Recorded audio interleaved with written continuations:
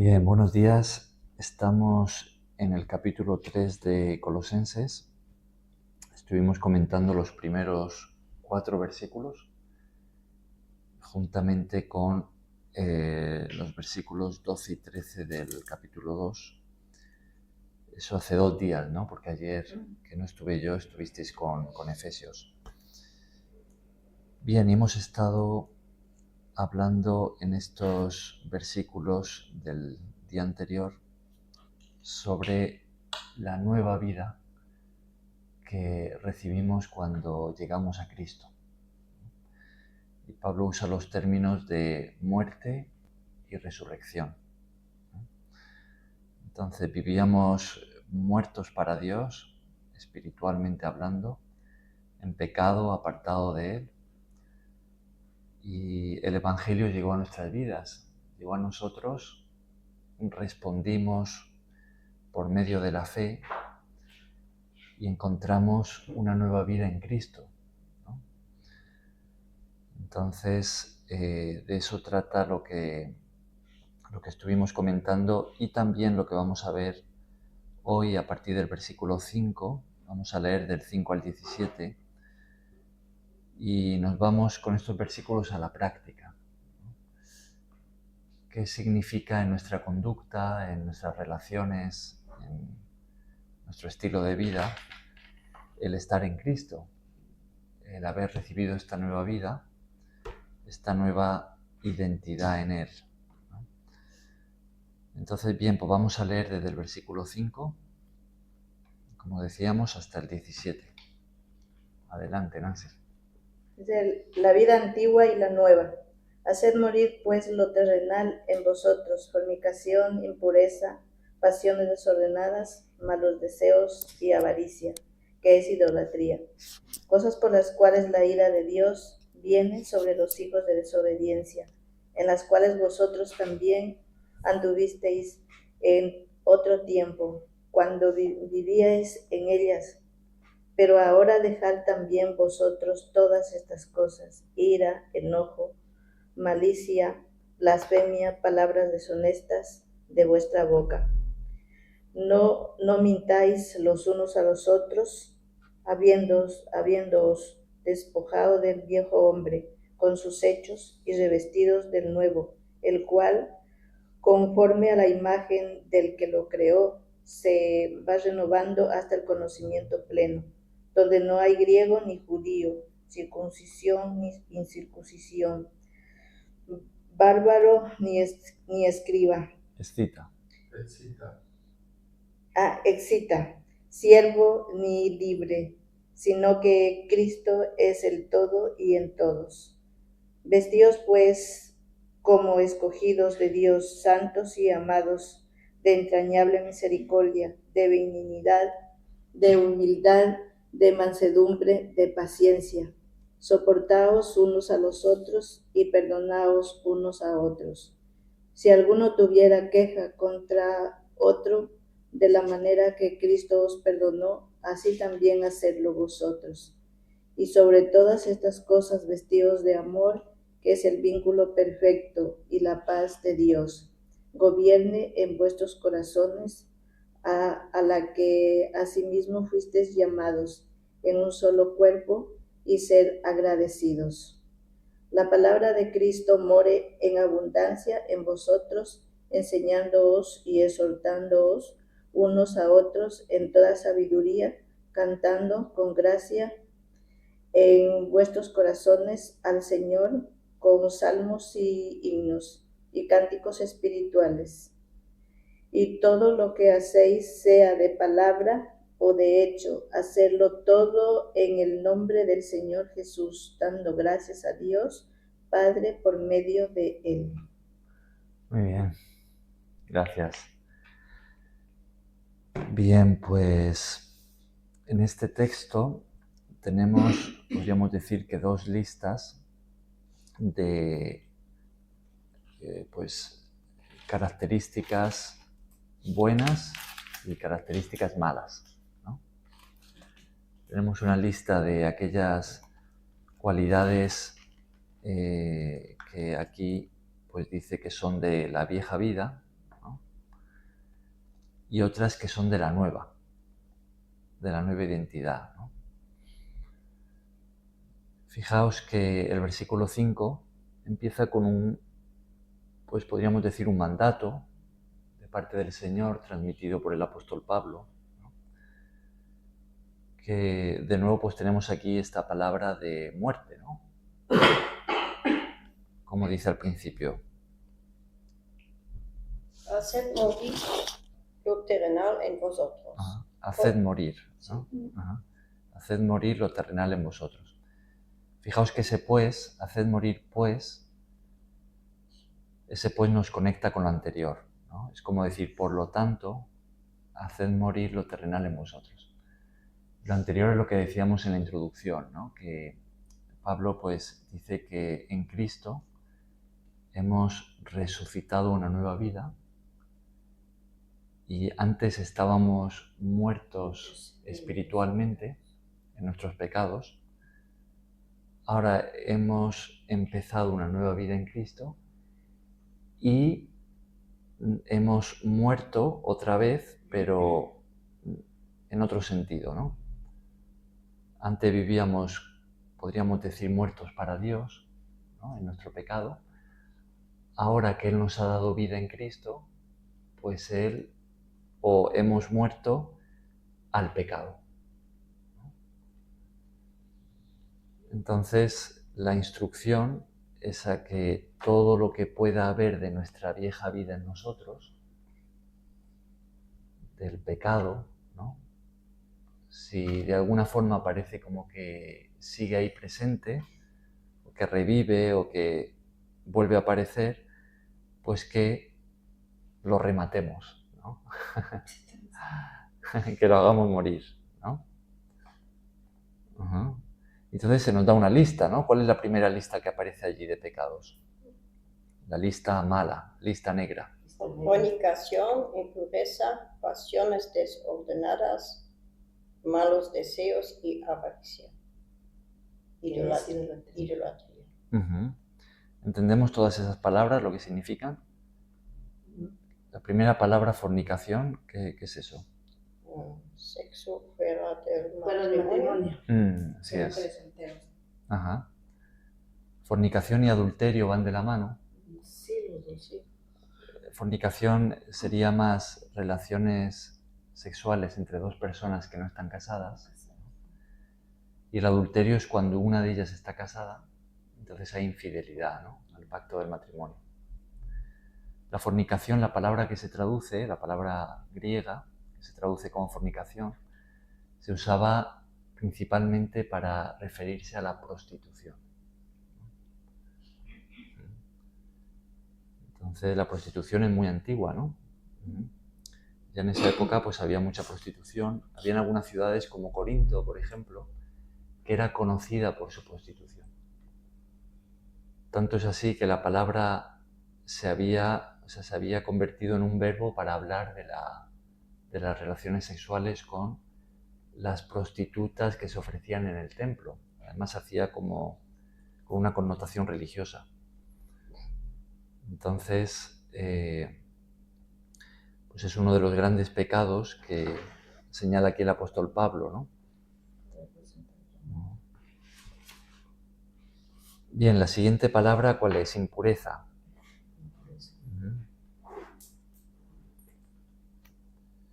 Impureza, pues puede también, si lo tomamos en el ámbito sexual, pues ahí entraría toda clase de obras relacionadas con lo sexual que no son puras, ¿no? ¿Esto qué significa? Pues bueno, es importante que entendamos que Dios, que nos ha creado como seres sexuales, Él ha puesto un marco, ¿no? Y ese marco es el del matrimonio. Entonces, adelante. Dios solamente aprueba la relación sexual entre un hombre y una mujer que están casados. Y el fruto son los hijos. Todo lo que es fuera de eso, pues es impureza. Ahí pues entra la pornografía, entra la homosexualidad, El otro día hasta se hablaba de relaciones con animales incluso, ¿no? Entra la pederastia, todo lo que se sale de hombre y mujer que están casados, ¿no? Ese es el marco puesto por Dios. Pero la impureza también la podríamos llevar a otros ámbitos, ¿no? No solamente el sexual, sino todo lo que no es puro a los ojos de Dios, ¿no? Pues entraría dentro de esa categoría, ¿no? Pasiones desordenadas, ¿eso qué es? Supongo también relacionado con el sexual. Puede estar relacionado con lo sexual también, pero no solo con lo sexual, ¿no? La droga, Uh-huh. fumar, Ajá. beber alcohol. Los vicios, ¿no? Las pasiones hacen referencia a aquellos fuertes impulsos que aparecen en nuestra naturaleza humana que son pecaminosos, ¿no? Tenemos una... Adelante.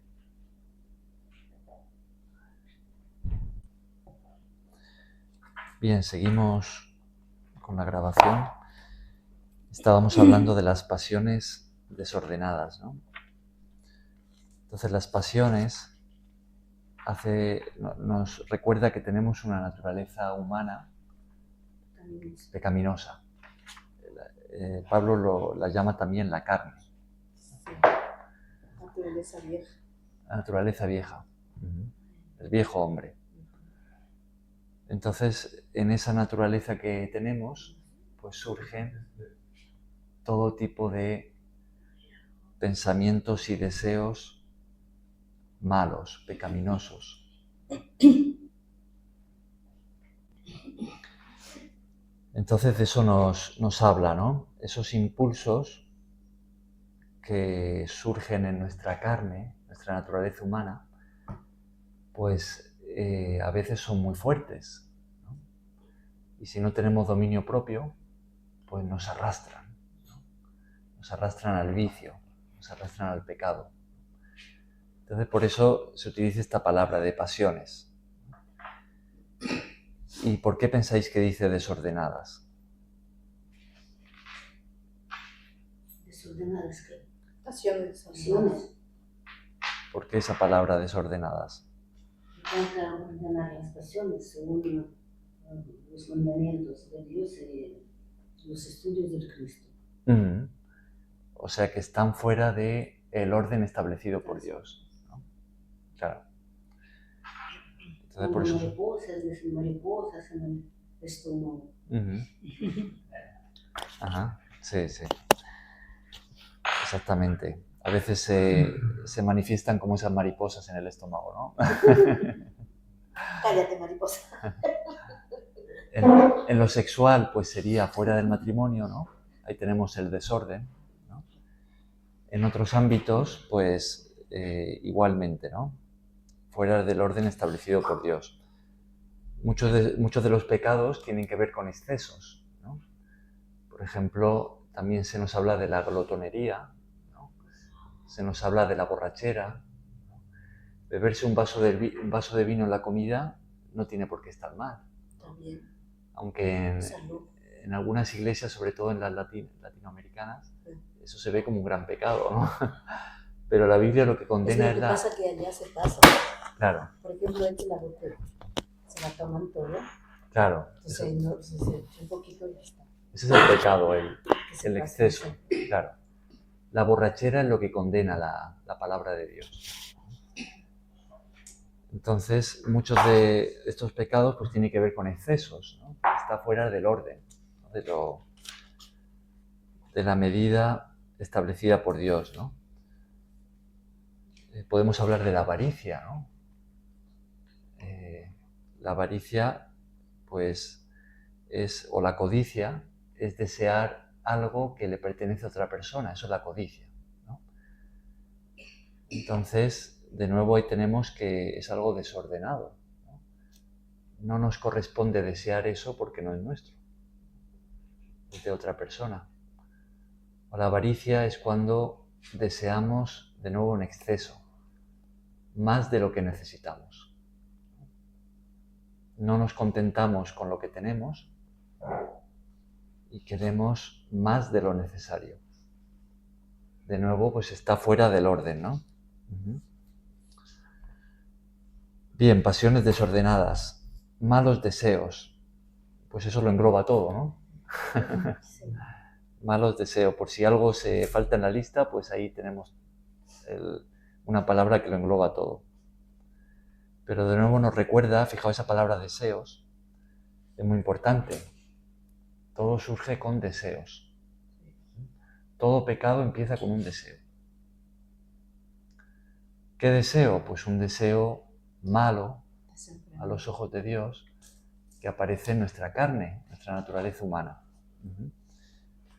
Ahora, ¿el deseo es pecado? No. Depende si es bueno o malo. Si un deseo ordenado no puede ser pecado. Ajá. No son malos pensamientos, sí. Ajá. Pienso. El deseo es pecado depende, ¿no? Depende de si le damos cabida en nosotros o no. O sea, el deseo puede aparecer como un pensamiento, se puede cruzar por nuestra mente, ¿no? Hay una frase que quizás habéis escuchado que dice: no podemos evitar que un pájaro pase volando por encima de nuestra cabeza, pero sí podemos evitar que haga un nido en nuestra cabeza, ¿no? Sí, claro. Así son los pensamientos. Eso no se puede evitar, de verdad. Cualquier cosa que se ve, cualquier cosa que piensa. Y lo malo es estar ahí dando la vuelta y eso dice que es obrar mal. Claro. Claro, porque digamos, si hay un pensamiento, porque la mente es el campo de batalla, donde el enemigo manda dardos, ¿no? Y siempre como no nos vestimos con la armadura de Cristo, pues entonces es como que hubiera un agujerito por donde va mandando los pensamientos malos. Y tú pues están dentro, ¿no? En tu cerebro, entonces empiezas a recorrer. Pero si es malo, pues lo desecho en el nombre de Jesús, ¿no? Lo mismo. Es como un dardo, no dejo que se anide dentro. Claro. Sino que yo lo hago así. Pensamiento malo fuera. Ajá. O sea que un pensamiento o un deseo malo que simplemente aparece en nosotros, el hecho de que aparezca no significa que estemos pecando. El pecado vendría si le damos lugar. ¿No? Entonces, si le damos lugar, si nos quedamos con ese deseo, lo agarramos, le damos vueltas, pues eso nos va a conducir a pecar, ¿no? ¿Creéis que Dios ve no solamente nuestras acciones, sino también nuestros pensamientos y deseos? Sí, Él nos creó. Todo el control de nuestras vidas. Dios todo lo ve, ¿no? Todo lo sabe. Y digamos, Satanás tiene solo la habilidad de escuchar o también saber lo que pensamos nosotros. No, el diablo no puede ver lo que nosotros pensamos. Solo escucha lo que hablamos. Y yo creo que muchas veces se lo imaginará. Porque él lleva muchos años de experiencia tratando con el ser humano. Porque la astucia que tiene, verás. Claro. Es que además sabe la Biblia. Sabe la Biblia. Claro. Acabo de saber. Bien, ¿cuál es la siguiente palabra que tenemos ahí en esa, vamos a decir, lista negra? La avaricia. Ya hemos comentado lo que es, ¿no? El apóstol Pablo escribió en otra de sus cartas, en Primera de Timoteo, capítulo 6, si no recuerdo mal, él escribió diciendo que teniendo sustento y abrigo, estemos contentos con eso. Es decir, teniendo nuestras necesidades básicas cubiertas, pues que nos demos por satisfechos. Y él añadió, porque nada hemos traído a este mundo y nada podremos sacar. Claro, si nos venimos como desnudos y nos vamos desnudos. Incluso aunque tengamos un traje en nuestro ataúd, no nos llevamos ese traje. Ya como a todos los creman, Ajá. como a todos los creman, cuando los meten en el horno, los meten desnudos. Sí, meten. Sí. Pero una persona no es que se crema, digamos que tiene joyas, ¿no? No, es que se quema con el ataúd con todo. No, las joyas no las queman. No, las joyas. Porque yo lo vi. Las joyas se las guardarán, imagino, ¿no? Las joyas, por ejemplo, esta es La familia, ¿cómo se llama? Que mete la Una ceniza. cajita.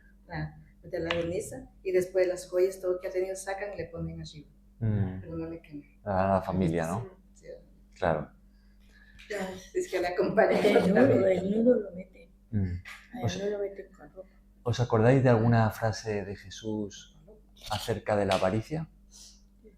¿Alguna cosa que haya dicho él sobre el dinero, sobre la avaricia, la codicia? ¿Os acordáis de alguna palabra de Jesús sobre eso? Del joven rico. ¿El joven rico? ¿Qué le dijo Jesús al joven rico?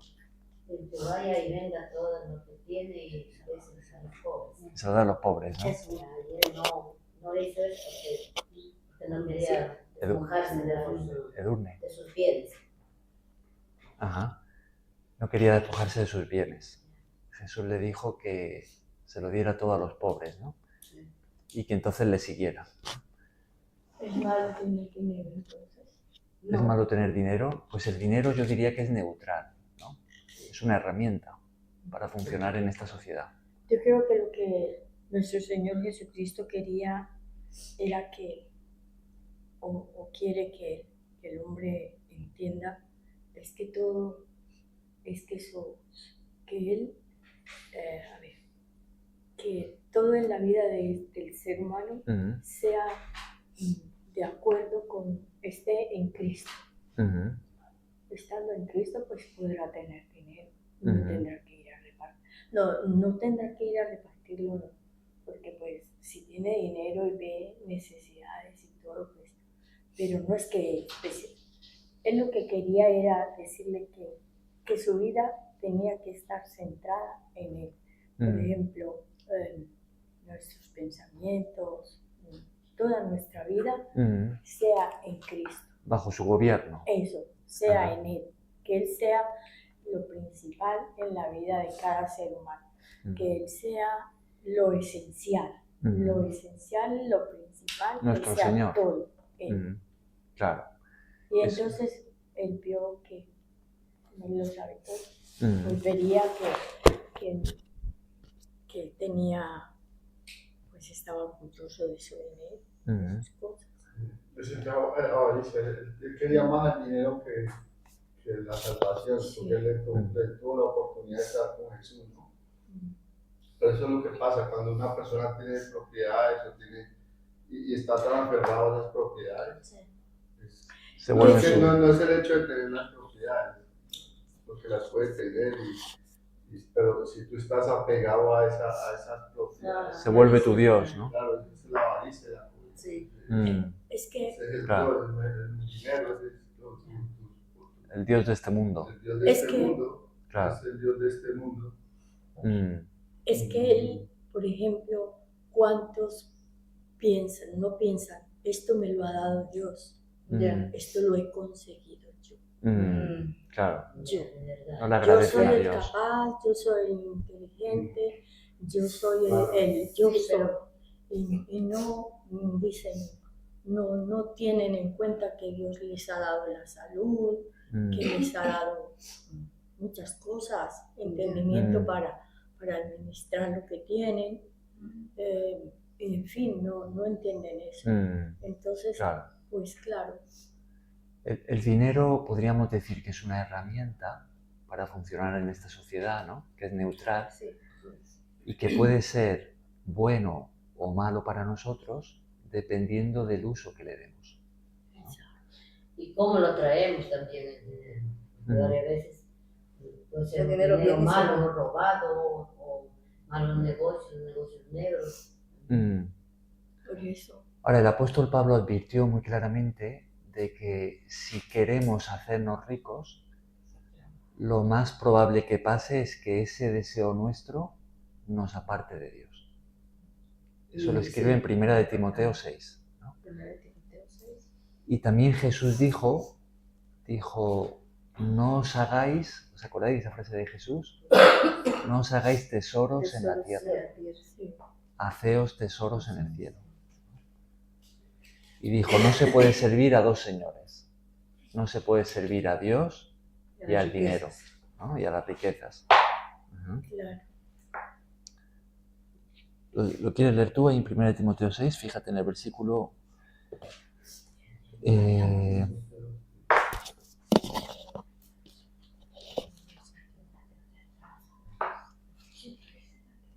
Fíjate el versículo 9 y el 10, 9 y 10. ¿Versículo cuál? 9 y 10 de 1 de Timoteo 6. Porque los que quieren enriquecerse caen en tentación y lazo, y en muchas codicias necias y dañosas, que hunden a los hombres en destrucción y perdición. Porque raíz de todos los males es el amor al dinero, el cual, codiciando algunos, se extraviaron de la fe, y fueron traspasados de muchos dolores. Una advertencia muy clara, ¿no? Dice, los que quieren enriquecerse, y ahí da una serie de problemas muy perjudiciales, ¿no? Que vienen cuando uno ama el dinero. Que exponen de mucho exposición al peligro. Claro. Jesús contó también una historia, una parábola, de un hombre que acumuló mucho, porque sus negocios habían prosperado, y este hombre que tenía tanto, ¿no? Se dijo a sí mismo algo así como, vaya, qué afortunado que soy.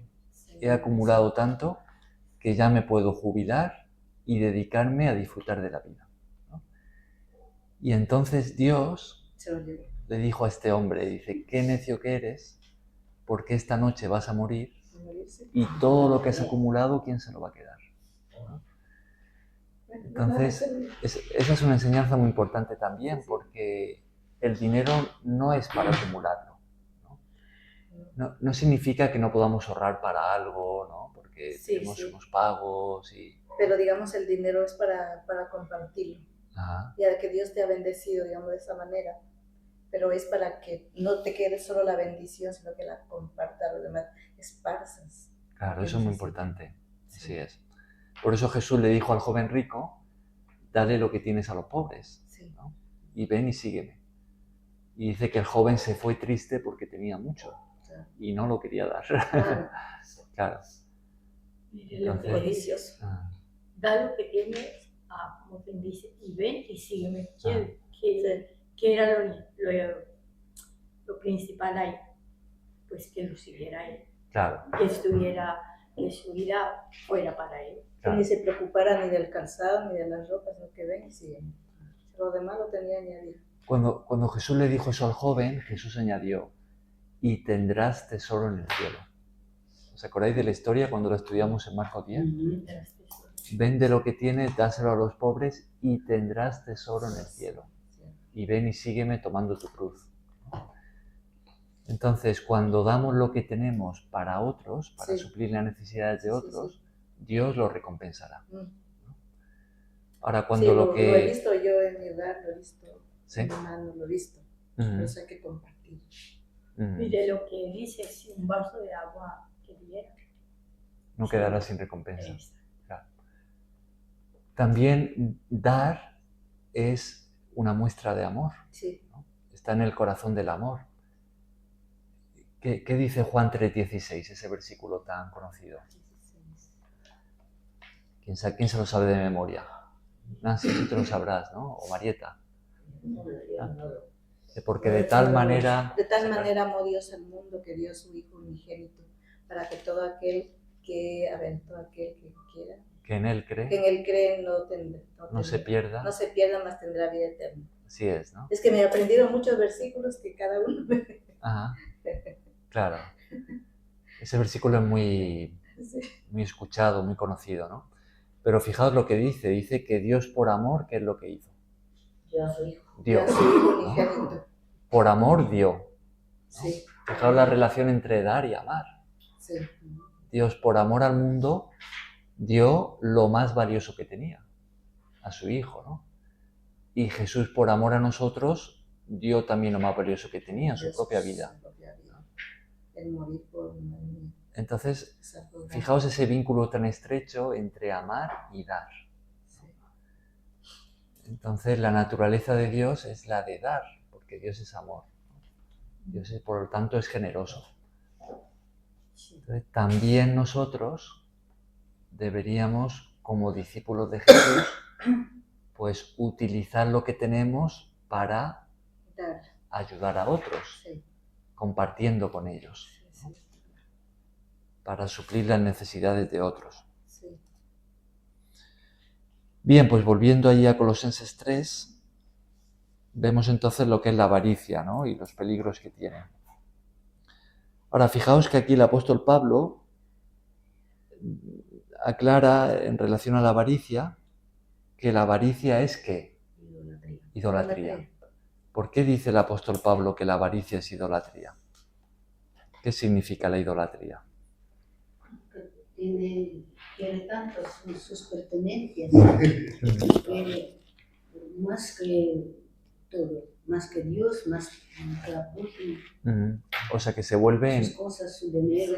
Se vuelve en contra. Contra Sí, el- está aferrado lo estableció de Dios. a lo que él tiene, Sí. a su dinero, ese es su Dios. Ese es su Dios, Ese ¿no? es su Dios. Existe algo más, existe en español la palabra mamona. Mamón. Eso es el dinero, ¿verdad? Sí. Es el El Dios dinero. Sí, el Sí. ídolo. A ver, Ana, tú ibas a leer ahí. Aquí es amar a algo o a alguien más que a Jesucristo. También es idolatría cuando tú has idolatras a una imagen, estás pidiéndole a una imagen o a un artista. Ese es un artista. Como si fuera el Dios. Idolatría. Eso lo borré porque ellos siempre eran O así. también haz un coche, el último modelo, y Sí. lo quieres más que a tu mujer. Suele ser Y a tu mucho mismo Colombia. esposo si lo Le dan idolatras la también, llanta puede y se ser. pillan. Y los perros que Claro, llaman, que los todo llevan, esos, Los perros también, todo. los perros, No es idolatría. Todo puede ser. Y cuando se mueren los perros, lloran tanto más que por Por los hijos, ¿no? Mm. Vaya. También puede ser el fútbol. También puede ser el fútbol. Claro. Futbolista, por ejemplo, Maradona, que en paz descanse. Ajá. Toda Argentina llorando. Sí, eso es idolatría. O sea que todo puede ser un ídolo, ¿no? Se puede convertir en un ídolo si lo amamos más que a Dios. Es un país, Argentina, un país que son fanáticos al fútbol, eso es idolatrar a un deporte más que a... Y también se puede idolatrar a una persona, ¿no? También, claro. Una persona o una cosa, ¿no? Depende. Una actividad, Un cantante. incluso a uno mismo, ¿no? También a uno mismo. Entonces, todo aquello que pongamos en el lugar de Dios, de alguna manera se convierte en nuestro Dios, le amamos más que a Dios, confiamos en eso o en esa persona más que en Dios, entonces se vuelve un ídolo para nosotros. O sea, la medicina también puede ser un ídolo. Sí. Si confiamos en la medicina más que en Dios, Claro. la vacuna, ¿no? También. Que ahora con todo esto de la pandemia, del COVID, que hace unos años que dijeron que sacaron esa vacuna, ¿no? Pues para muchos esa vacuna se convirtió en su Dios, ¿no? Era su ídolo, ¿no? Claro. Tenían toda su confianza puesta en esa vacuna. Tristemente esa vacuna produjo muchas muertes y ha traído mucho sufrimiento y mucho dolor, ¿no? Pero también fue una mentira tapada de la medicina. Fue una mentira, Sí, sí. porque en ese tiempo yo estaba en el hospital haciendo las prácticas de auxiliar de enfermería. Sí. Y había en un pasillo la gente que tenía otras patologías y acá, para acá al otro lado, los del COVID. Como yo atendía a todos, ¿no? Y a veces se morían de allá de patologías diferentes y cuando venía acá a hacerle el papel ese que le hacen de Ponían COVID. le ponían COVID. Le digo, Claro. no, le digo, tal no tenía COVID. Le digo, ¿cómo va a ser eso? Hay que ponerle, pero ¿por qué? Le digo, él no murió de COVID, o ella no murió de COVID. Dice, no, cariño, pero ustedes han hecho un juramento hipocrático. Le digo, ¿por qué lo hacen de esa manera? No tiene que ser así.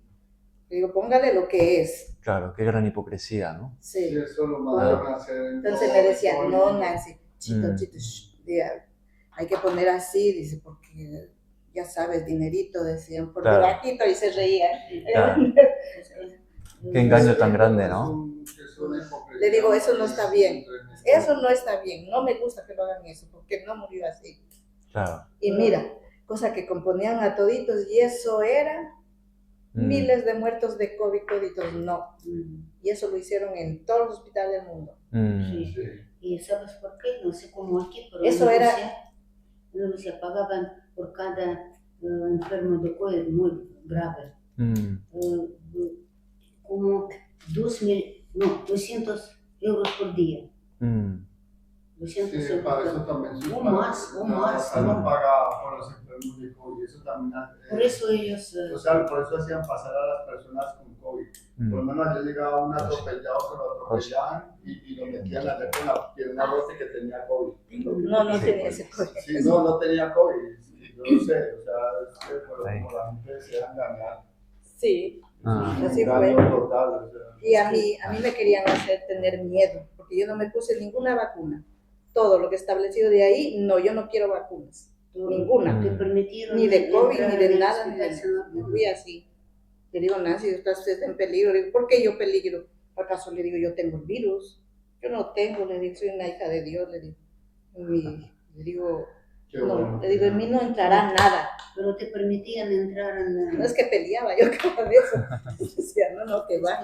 Bueno, volviendo al texto. Lo malo es que no dejaban entrar en los aviones. Dice, Nancy, dice, pero no te vamos a dar el título de haber terminado las prácticas, ¿no? Le digo, porque ustedes no me van a dar. Ustedes me van a dar, lo que me va a dar es Dios. Bueno, volvamos al texto, ¿no? Entonces, ¿en qué sentido la avaricia es idolatría? Porque el avaricioso, su Dios es el dinero, ¿no? Entonces es su ídolo, ¿no? Porque todo aquello que tengamos como un Dios que no sea Dios es un ídolo para nosotros, ¿no? Entonces, en ese sentido, la avaricia es idolatría, ¿no? Bien, si avanzamos un poquito más, tenemos ahí en el 8, seguimos con la lista negra, ¿no? Fijaos, ¿cuál es el primer pecado que aparece ahí en el 8? La ira. Ira, ¿no? Ira y enojo van de la mano, ¿no? ¿De qué nos habla eso? ¿Atrás? Bien, ¿qué es esto de ira, enojo? ¿Eso de qué nos habla? El enojo. ¿Qué es lo que nos viene a la mente cuando pensamos en ira? Falta de amor. Falta de amor. Pensamos ahí en peleas, ¿no? Discusiones feas, ¿no? Unos con otros. Si piensas en otro más que en ti, entonces nunca te... ¿verdad? Claro. Cuando una persona explota, ¿no? Y se pone a insultar a otra, quizá hasta de una manera agresiva o a golpearla incluso, ¿no? Todo eso es a lo que nos lleva esto de ira, enojo, ¿no? Ajá. Claro, es que cuando estás con ira empiezas a soltar malas palabras, suele ofender a la otra persona. Ajá. Y en realidad sí crees que tienes la razón, pero no, ahí se pierde la razón. Claro. Es como imponerle a otra persona a la fuerza. Y eso lleva a una pelea o a hacerle daño a otra persona, ¿no? Claro. Sí. Entonces lo tenemos en la lista negra, ¿no? Ahí lo contrario que es la mansedumbre, la humildad, ¿no? El respeto, el amor, claro. Bien, después ¿qué tenemos? Ira, enojo. Cristian, sí. aquí nos habla de ira. Yo estoy juiciosa leyendo la Biblia y voy en Números, y ahí habla mucho de la ira de Dios. Ajá. Esa ira, ¿cómo se vería? O sea, ¿con qué comparación hay de esta ira a esa ira? ¿Por qué una es buena y la otra no, no? Esa es una buena pregunta. Claro, fijaos que la Biblia también habla de la ira de Dios. Lo que pasa es que Dios es capaz de airarse sin pecar, ¿no? O sea, ¿en qué sentido? Pues Dios ve la maldad, ¿no? Y Él se enoja y ejecuta un juicio, ¿no? Pero lo hace de una forma justa, ¿no?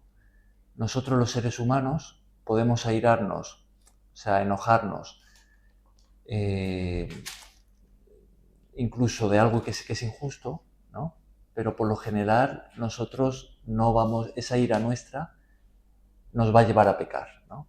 A actuar de una forma desmedida, de una forma que no nos corresponde a nosotros, a maltratar a otra persona de una forma injusta también, ¿no? Porque nosotros no estamos en la capacidad de juzgar como Dios sí que lo está, ¿no? Entonces Dios puede castigar y puede enojarse contra el malvado, contra la maldad, ¿no? Y siempre su ira va a ser justa. Siento yo que o sea, donde estoy leyendo ahora, Moisés como que hablaba mucho con Dios y le decía, como que intentaba apaciguarlo. Y Moisés intercedía por el pueblo. Sí, como que él era como, ay no, por favor, no lo vayas a hacer, aún así lo hacía. Claro. Pero Moisés pedía misericordia. Sí. Claro. Sí. Dios dijo de sí mismo, cuando Él se presentó a Moisés, que Él es un Dios lento para la ira y grande en misericordia, ¿no? Sí. Es decir, que Dios tiene misericordia y tiene misericordia y tiene misericordia, pero llega un punto en el que si el pecador no se arrepiente, pues cruza como una línea, ¿no?, en la que Dios va a juzgar, ¿no? Dios va a traer juicio, ¿no? Entonces, claro, Moisés muchas veces lo que hacía era interceder por el pueblo para que Dios volviera a tener misericordia de ellos, ¿no?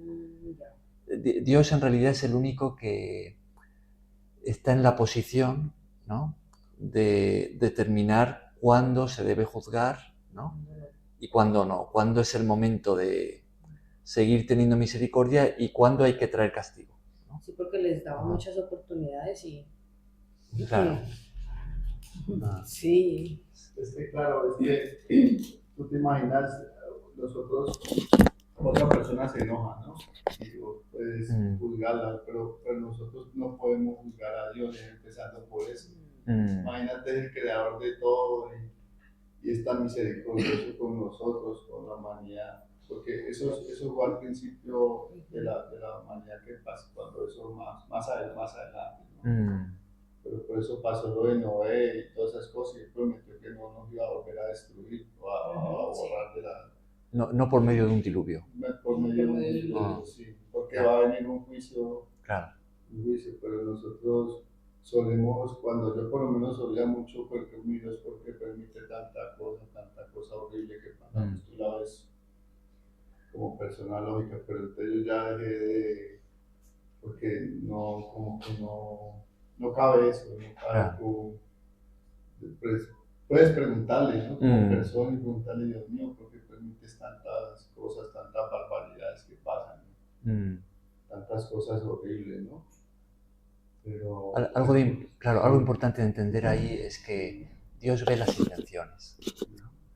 Nosotros no. O sea, nosotros vemos que alguien obra mal, pero no vemos ni la intención, ni vemos el pasado de esa persona, ¿no? Que a veces son personas que han recibido un trato traumático en su vida y eso le ha llevado a aprender ciertas reacciones que no están bien, pero Dios ve el pasado, ¿no? Y también Dios ve por dentro de ti cosas que no ven, ve la maldad en sí, el hombre malo lo ve también. Claro. Y en cambio nosotros a veces juzgamos a una persona mala, pero no es mala, a veces somos más malos nosotros que esa persona. Claro. Que tiene un corazón mejor. Así a veces juzgamos personas que no, esa persona es muy mala, pero es como dice, Dios ve en su corazón su verdadera intención, digamos, su verdadera... ¿Por dónde viene toda esa maldad? De pronto fue que a ese también lo violaron, lo maltrataron y todo, y pues, no sé, eso ya son cuestiones de Dios que le toca afrontar. Entonces el juicio le corresponde a Dios, ¿no? Ahora, hay algo también importante aquí de señalar, ¿no? Para dar una respuesta más completa a todo esto de la ira y del juicio, ¿no?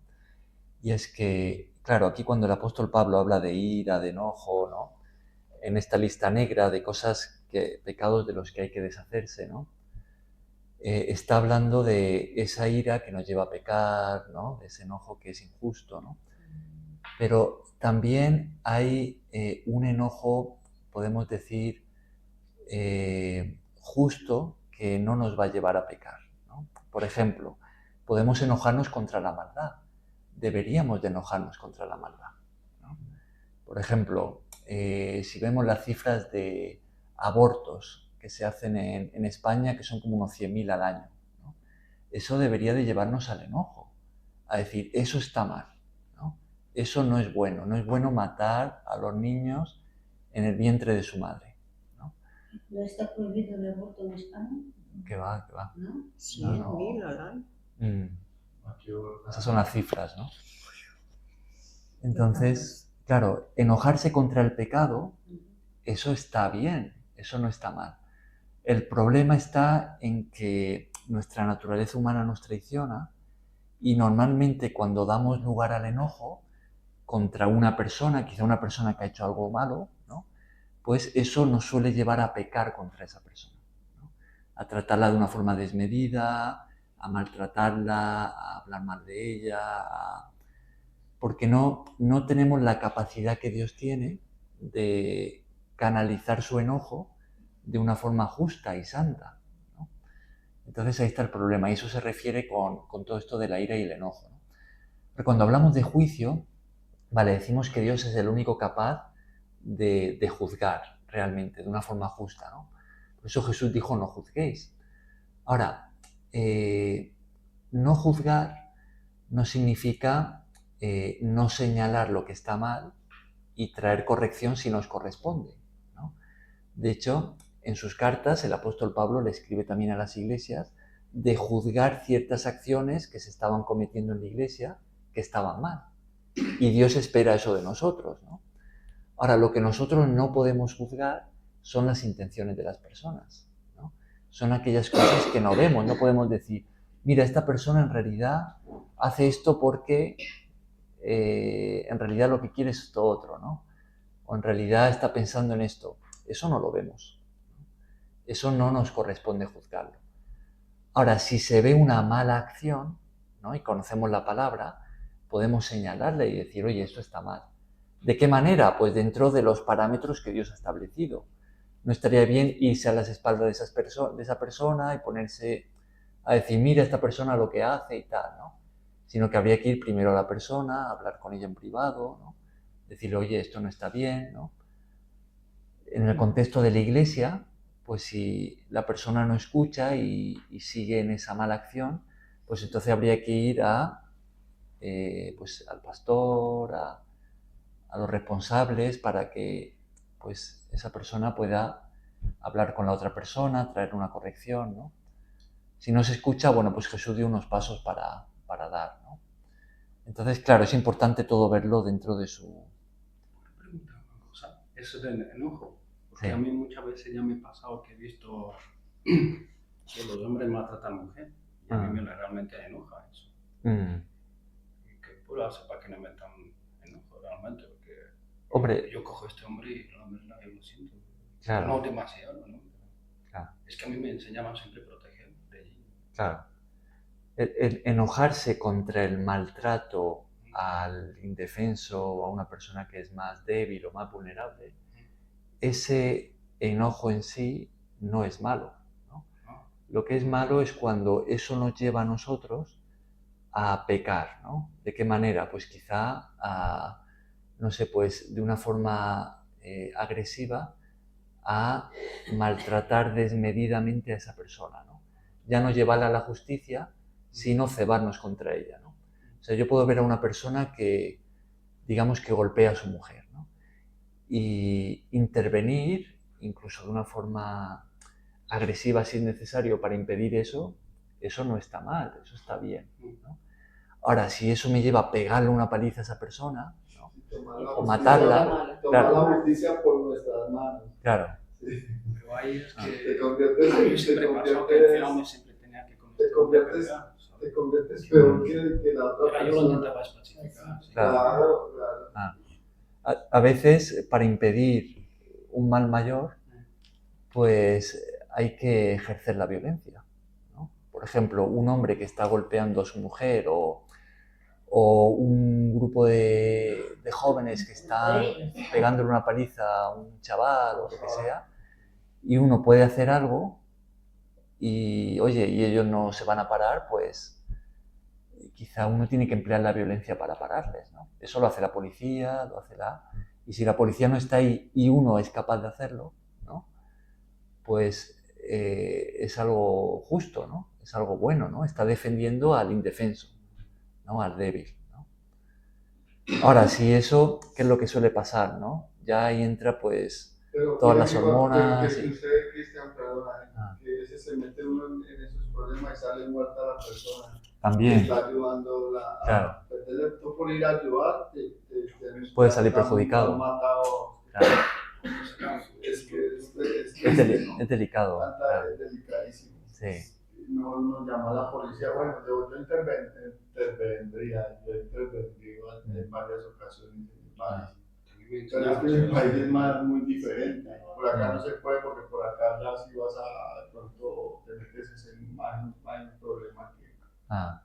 Y la otra también que yo agregaría también es cuando una persona se alegra porque a otra persona Dios lo está, puede ser Dios o la justicia, no sé, divina, digamos así, está, y te alegras de que, mire cómo está de la mal. Entonces, Dios dice que eso no es bueno.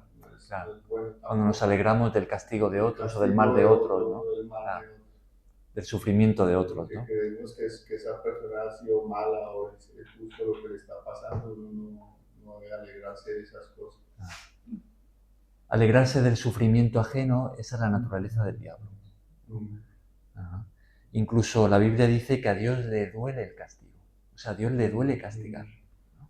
Porque yo creo que sí, porque mi Dios tanta misericordia que tiene con esta humanidad. Es que la humanidad y Dios tiene misericordia, de verdad que, porque no nos merecemos estar, todo es malo, todo, cómo destruimos la tierra, todo es consumismo, todo es acabar con todo, lo material, todo es difícil. Sí. Aún así, la justicia demanda castigo, ¿no? Claro. O sea, cuando hay maldad, cuando hay pecado, si no hay arrepentimiento, y Dios suele dar tiempo y oportunidades para que la persona se arrepienta, pero si ese arrepentimiento no llega y la persona se pone orgullosa y se endurece, el castigo tiene que venir, el juicio tiene que llegar, porque eso es justicia, y Dios es justo, ¿no? Bien, ¿tratamos de terminar la lista del versículo 8 o lo dejamos aquí? Intentamos terminarla. A ver, después de ira y enojo, ¿qué viene? Malicia y blasfemia. ¿Vale? ¿Qué es la malicia? ¿Qué es? La malicia tiene mucho que ver con las intenciones, es lo que estábamos diciendo. Son malas intenciones, ¿no? Cuando uno tiene la intención de hacer el mal, sea de la forma que sea, eso es malicia, ¿no?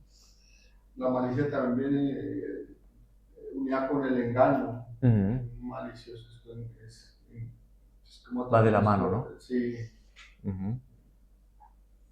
La blasfemia, ¿qué es la blasfemia? Malas palabras. Es hablar mal, blasfemar lo que hace mucho por acá, que blasfeman mucho contra Dios. Se ve mucho por acá en Europa. La blasfemia tiene el componente de malas palabras, pero también el componente de lo sagrado, ¿no? De Dios o lo que es santo. Entonces es malas palabras contra Dios o contra lo que es santo. O contra otra persona también, puedes blasfemar contra otra persona al decir cosas que no son ciertas. Eso sería blasfemando, es blasfemar también, claro. Sí, a eso se le llamaría diferente, ¿no? Sí. La blasfemia, según yo tengo entendido, está siempre en relación con lo santo, ¿no? Claro, hablando de la blasfemia ante Dios. Claro. Ante Dios, o sea, Hombre, en el sentido de que los seres humanos estamos creados a la imagen de Dios, o aquellos que llevan a Dios dentro, ¿no? Los que han recibido a Cristo en sus corazones, pues claro, al maltratar con las palabras a esa persona, también se podría considerar blasfemia en el sentido de que esa persona es templo del Espíritu de Dios, ¿no? Bien, blasfemia, malicia, blasfemia, palabras deshonestas. Eso todos sabemos lo que es, ¿no? Por ejemplo. Por ejemplo, las palabras deshonestas son mentiras. Mentiras, ¿no?